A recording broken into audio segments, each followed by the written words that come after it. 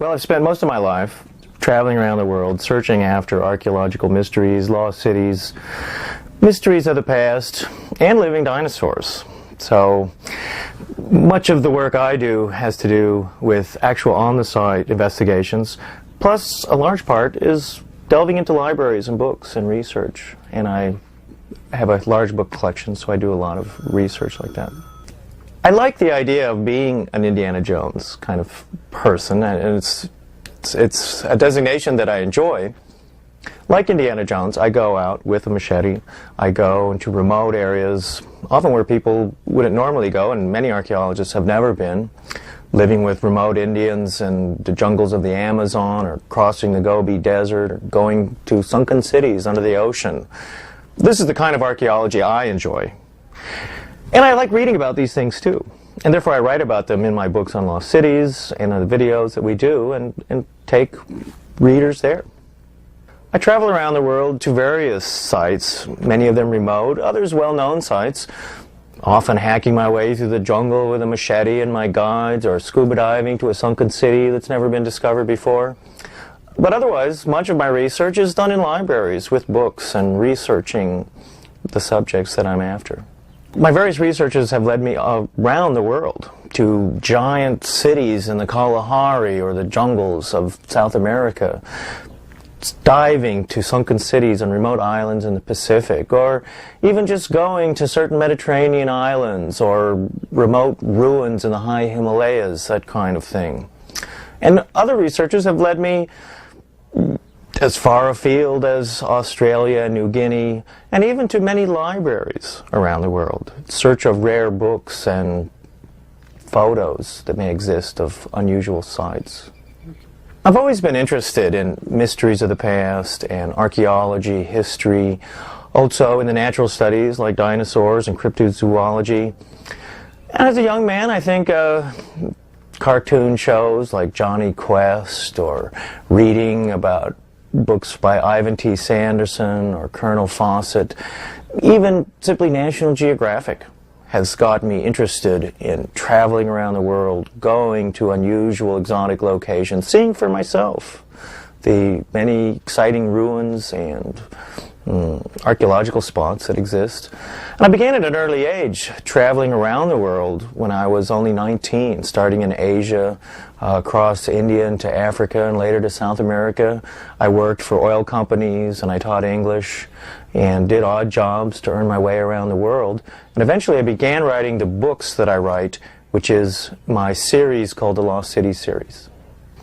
As I began traveling around the world and looking into archaeological sites, I began to realize that there was more to the past than I'd been taught in high school and college. And the picture of the past that I began to create in my mind was quite a bit different than that was being taught in history books.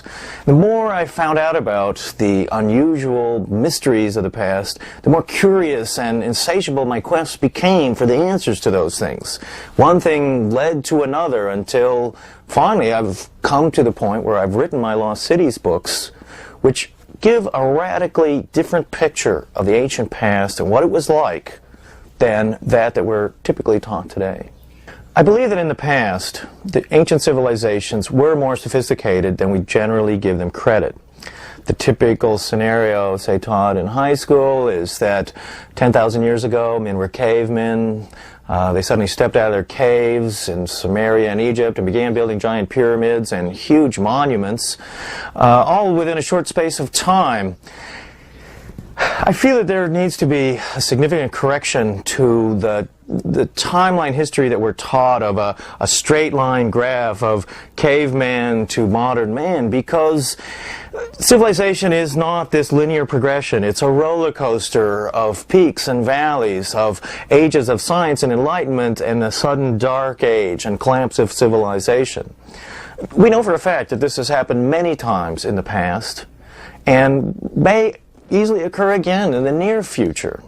So therefore it is a different way of looking at the past, one of a roller coaster of history rather than a linear line. The question would be, how far back in time does our roller coaster of history go? I think that we can trace mankind and civilization back at least 50,000 years, if not quite a bit more. We have a considerable amount of evidence for this, including many anomalous artifacts found in geological strata that is clearly of great age, much greater than, say, 10,000 years. We know for a fact, too, that there are iron mines and other mines in Africa, as well as other continents, that go back to 45,000, 50,000 BC. When we add to this the great age of a number of ruins, gigantic ruins that can be found around the world, plus the additional use of ancient texts, such as from ancient India and Egyptian texts and the Greek texts, we come up with a view of the world that's radically different than that we're taught today. A world where people as intelligent as you and I are, just as we do today, building buildings, having commerce with their neighbors and other states, building large ships, and in general doing what civilized people do, which is creating a society which includes buildings and ports and that kind of thing. There's an amazing evidence, too, that in the past there has been quite a bit of geological change that has radically upset the balance of civilization. As an example, it's an archaeological fact that there are more than 200 known sunken cities in the Mediterranean alone. Now, we know that these cities weren't built underwater. Through geological time, port cities have submerged and large areas of land have gone underwater. And conversely, there are other port cities, such as Ur in ancient Babylon or Lothal in the Gujarat Peninsula of India, which are now miles from the ocean, yet had originally been built 5,000 years ago as a port city. From the various sunken cities we found around the world, the ancient and astonishing megalithic remains that can be found in various areas, often in the middle of the desert, sometimes underwater, we can surmise that in the past, some very advanced civilizations who built on a grand scale existed in the past, and it's clear that they were destroyed, possibly through a series of wars, but also clearly through some geological upheavals as well. The destruction of ancient civilizations and the creation of these lost cities seems to often happen because of geological change. There's wide evidence of cataclysms and just disasters of climatic and geological that seem to occur over and over again. This too, these disasters and cataclysms tend to throw off much of the geological dating that is accepted today.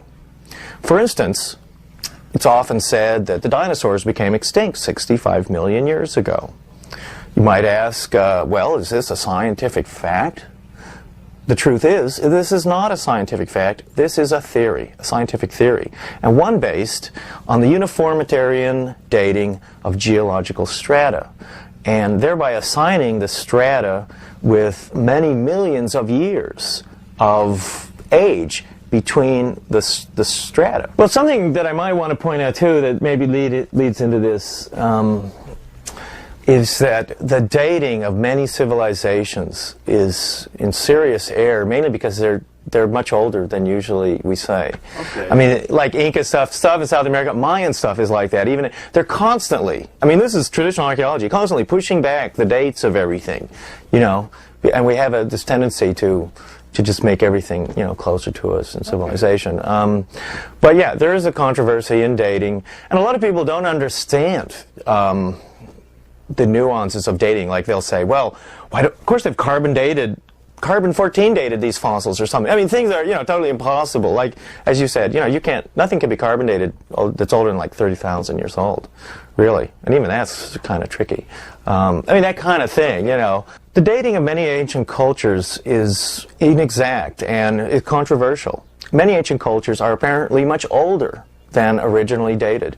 Archaeologists are continually pushing back the dates of civilization. We see this in Central America with Mayan structures. We see this in South America. We even see this in Egypt and in India and the Middle East. Also in China and Southeast Asia. Constantly pushing back these ages. I think that there is evidence that man has lived with dinosaurs. And in the same vein that dinosaurs have lived with man. That man and dinosaurs have cohabited on this planet, even in the recent future, there is a considerable amount of evidence for. First of all, as evidence for dinosaurs and man living together, we have the tremendous amount of written material and verbal legends. The story of dragons, for instance, is an interesting one, and one that clearly seems to relate to dinosaurs. Giant sea monsters, lake monsters, which could be a type of dinosaur, even the story of flying dragons, as in Chinese, Mayan mythology, also the mythology of the Middle East, of griffins, and other sort of flying lizard monsters. These clearly relate to dinosaurs, and we know for a fact that at least at one point in the past, such animals did exist. Now, it might be worth asking ourselves, well, are the legends of dinosaurs and flying dragons and monsters like that, is it possible that they had just seen fossils and therefore concocted legends to go with what were the fossilized remains of these animals, or, as the legend seems to say, did man actually live at the same time as dinosaurs and interact with them? Typically in a scene of slaying a dragon or a monster. It is possible that dinosaurs, many varieties of dinosaurs that are thought extinct, are still alive today. There is a branch of zoology which is known as cryptozoology. Crypto meaning hidden, zoology, animals. The study of hidden animals. This is a legitimate area of zoology and intrigues many zoologists, including myself. Cryptozoologists then search the world for these hidden animals. It can be as varied as large animals believed to exist in the Loch Ness Lake of Scotland and the Loch Ness Monster. I think that dinosaurs do still exist today. And the idea of extinct animals not being extinct, but have carried down remote areas of the world today, is not only a credible theory, but one that is gaining in popularity. Dinosaurs could easily be alive in many areas of the world. For instance, in 1977, a Japanese fishing boat off New Zealand brought up out of the water the carcass of what appeared to be a plesiosaur, an animal that should have been extinct for millions of years. And yet, they had it on board the ship, it was photographed, scientists on board the ship monitored and studied it, and then, unfortunately, they threw it back into the water because they were afraid that it would contaminate the catch of tuna that they had. Well, why don't people see dinosaurs today, you might ask? That's a good question. The answer to that is they do. Dinosaurs are reported around the world all the time. And certain animals like the coelacanth, which was also said to be extinct hundreds of millions of years ago. We've now at least 5 or 6 species have been captured off the Straits of Madagascar. Other species, as the tuatara and giant crocodiles and other huge lizards and tortoises, all are from this same era of time, and they've come down to us today. So therefore, the idea of seeing dinosaurs in different places in the world, well, people are. Now, a lot of the people who see these things aren't carrying a Nikon camera with them everywhere they go. And clearly, dinosaurs are not living in, the farms and fields of mid-America, say. They're living in remote areas of the world, typically jungle swamps that are nearly impenetrable. A good example of this would be the Lake Tele region of the Congo, where a brontosaurus animal, known to the natives as the Makili Mbembe, is said to live in this swampy lake area. And a number of zoologists have gone to this remote area. There are photos taken of the Makili Mbembe on the lake. And the natives, too, have very rich traditions of what this animal is. Walt Disney, in fact, even did a fictionalized movie based on these expeditions called Baby, which was all about the capturing of a live brontosaurus in the swamps and jungles of Central Africa. There are reports from all over the world of pterodactyls, of some kind of giant flying lizards flying. A particularly intriguing series of reports on pterodactyls comes from the southwest African nation of Namibia. In Namibia, there have been various reports of pterodactyls flying in the remote desert regions there, including a story of a pterodactyl attacking a young shepherd boy who was tending the flock in an area near the Kalahari Desert. This reported sighting of a pterodactyl was also investigated by the famous South African zoologist Courtney Latimer, who is famous in the coelacanth case of first identifying the coelacanth. She herself believed that indeed pterodactyls were alive in this remote corner of Africa. If you go into the remote deserts of Namibia, you will encounter people who claim sightings of pterodactyls and have seen them. And in fact, in certain areas of Namibia, there is a terrific fear at dusk of the natives of these giant flying lizards which eat sheep and attack people. There are many fascinating reports from around the world of living pterodactyls. One of the reports, and a series of them, comes from some credible sources, which I trust, that pterodactyls have been sighted in certain areas of the Namib Desert of Namibia in southwest Africa. These people cite native legends and actual witness reports and film footage even of pterodactyls flying in a remote rocky desert area where there are these outcrops of cliffs and rocks where pterodactyls can live. This is an extremely remote area of a remote country, a place where really no one lives, and a few natives in rare little spots, and you have a few German sheep farmers on vast desert tracts. And they themselves tell stories of pterodactyls and know where they live. We find this in many areas of Africa, particularly remote mountain and desert areas where there are cliffs, areas where pterodactyls could live and survive. And though it sounds incredible, the evidence for this is growing and growing, and until soon it will be either proven one way or another. In the 1930s, also in Africa, in the swamps of northern Zambia, a British game warden wrote a book called In Witch-Bound Africa. And one of the chapters in this book is about an animal, a flying pterodactyl-type lizard called the Kongamato. And the Kongamato was a pterodactyl that lived in these swamps, the Oundi swamps of northern Zambia. And curiously, anyway, this is a chapter in his book from 1934. There are many stories of pterodactyls also in North America and in South America, as well as in Indonesia and other areas like that. In the early 1970s, there was a pterodactyl flap, if you will, that took place around Brownsville, Texas, where a number of people, and we had here multiple sightings, including school teachers and policemen, of what they described as giant flying lizards, pterodactyls, flying in the daytime even, which is unusual for pterodactyls because they tend to be apparently a nocturnal type of animal. And these pterodactyls flying along the Rio Grande.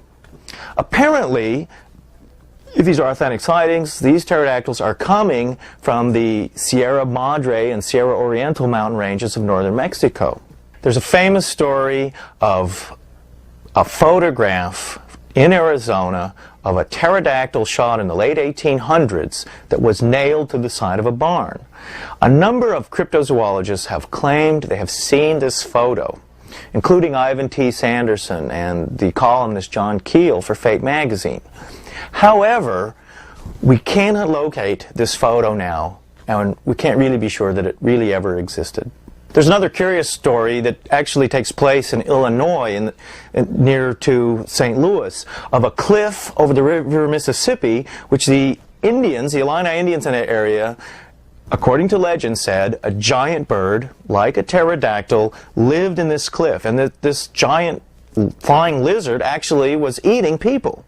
So one day, according to the legend, the bravest brave of the tribe got his friends together, and he went to where this pterodactyl lived on the cliffs, and he used himself as bait to try and kill this monster.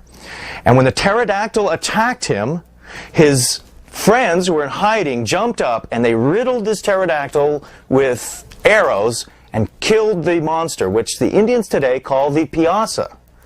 And even today, on this cliff in southern Illinois, is a giant painted mural of this giant killer bird, which the Indians had killed earlier. Even today, this can be seen. So we can see that there's really quite a bit of evidence to show that dinosaurs are still alive today, that man has interacted with these amazing creatures, even in recent history. And if we continue to search for these animals, we may one day actually prove that dinosaurs are still alive. Dr. Cabrera's ecostones are a very interesting subject, I think, and there's something to that, I believe. I think that his stones may well be authentic, and as you know, they show apparently humans and dinosaurs interacting together. At first glance, it seems impossible, and therefore this has led to accusations that it's an elaborate hoax. But I believe that the Dr. Cabrera collection could be authentic. However, I think that some of the conclusions that Dr. Cabrera draws may be erroneous. Now, on first glance, looking at stones that would have dinosaurs and humans on them interacting, by normal geological dating, these stones, if authentic, would have to be 65 million years old. Now, I believe this is what Dr. Cabrera is in the opinion of, too. He thinks that he's got stones, and because they show dinosaurs on them, these stones are 65 million years old. Yet, it's not necessarily the case. It can actually be that the geological dating that we're using today to date strata into the common periods of time, Jurassic, Permian, all the different eras and epochs, may be completely wrong. Furthermore, we have to look into the whole concept of fossils and fossilization itself and extinction. What is it that creates a fossil? Are fossils normal events, or are fossils indicative of some anomaly, a catastrophe, as you will? I would say, and many scientists will agree with me, a fossil is an anonymous artifact. It is the result of some cataclysm, some catastrophe. Wherever there are fossils and fossilized animals and plants, we have evidence of some cataclysm, of a tidal wave, of a volcanic eruption and destruction. My point is that when animals die in a natural setting, they do not become fossils. A good example of this would be in the early 1800s, Buffalo Bill and his buddies went out to the Great Plains of America and slaughtered hundreds of thousands of buffalo, cut their tongues out and left them on the Great Plains to rot and die. Oh, they're already dead. What happened to those buffalo? Did any of those buffalo ever become a fossil? No. Not one will ever be a fossil.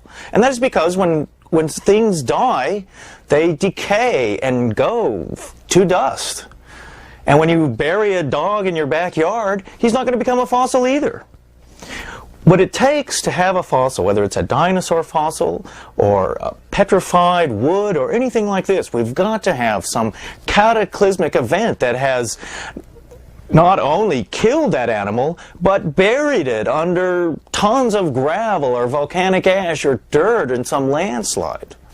Footprints of dinosaurs is even more incredible. If you're going to have some dinosaur, and wow, imagine even the cases of dinosaur footprints and human footprints together.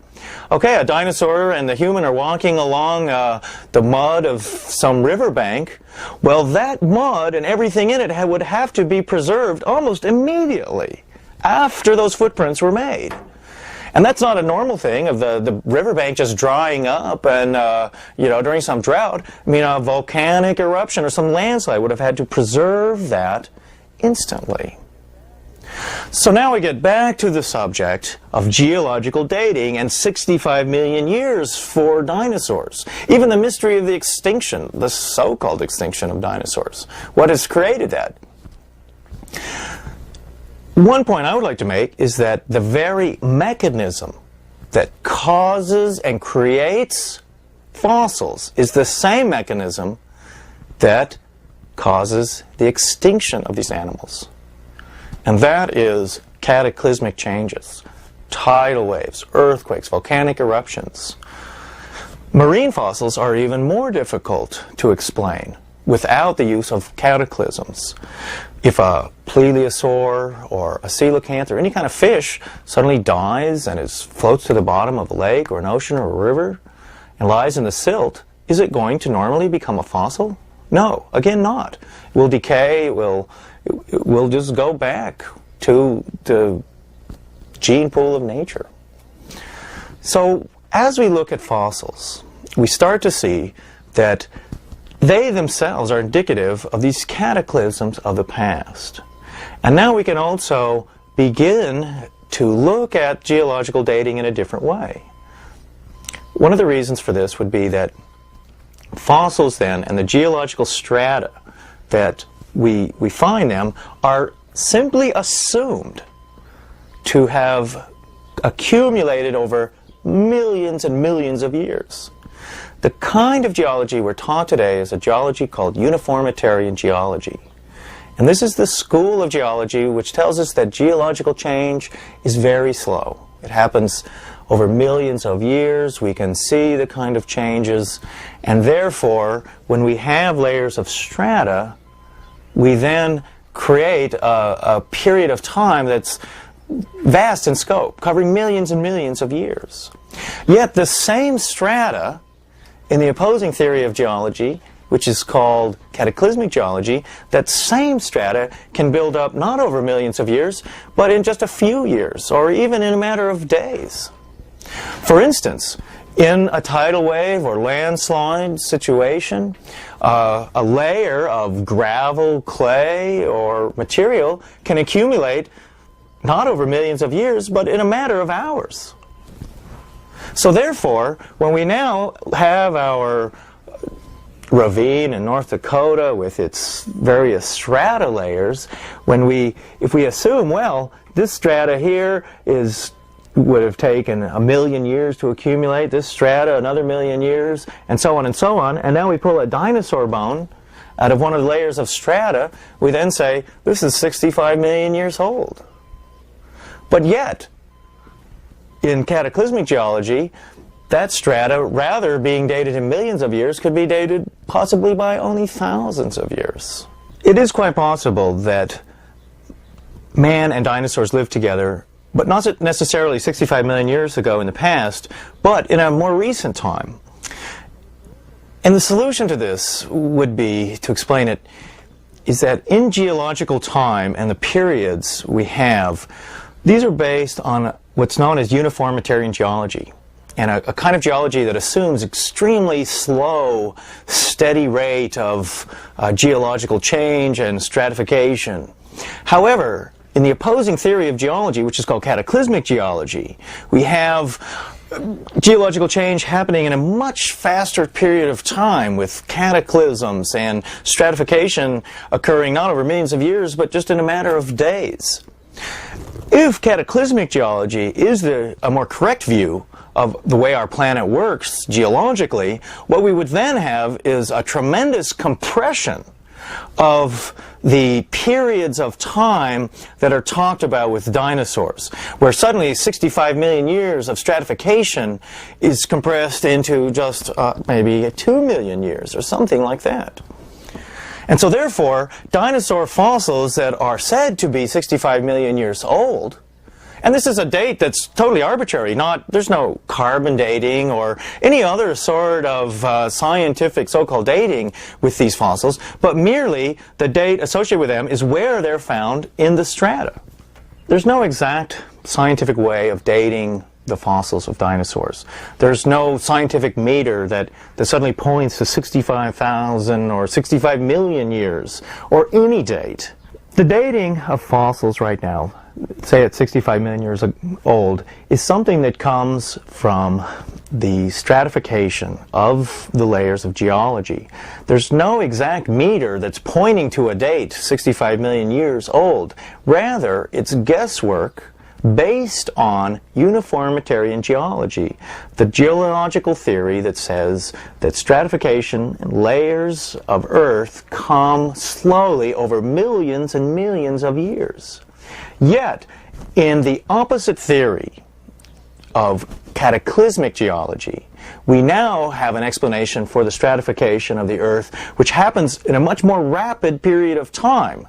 And if that is a more correct view of the geological activity of the Earth, we would then see this 65 million years of geological time compressed into a much shorter period of time, and therefore fossils that are said to be 65 million years old would not be 65 million years old, but much, much more recent than that.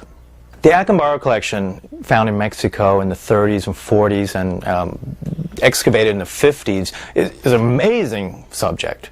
Here we have clay figurines, apparently pre-Columbian, dated as about 4,000 years old, which show, again, dinosaurs and prehistoric animals with humans interacting in unusual ways. And apparently these are authentic. And I think there really is something to the Acambaro collection, and this is something that has been largely ignored by the scientific community, simply because it's so incredible it can't be true. Yet even the University of Mexico has authenticated this collection.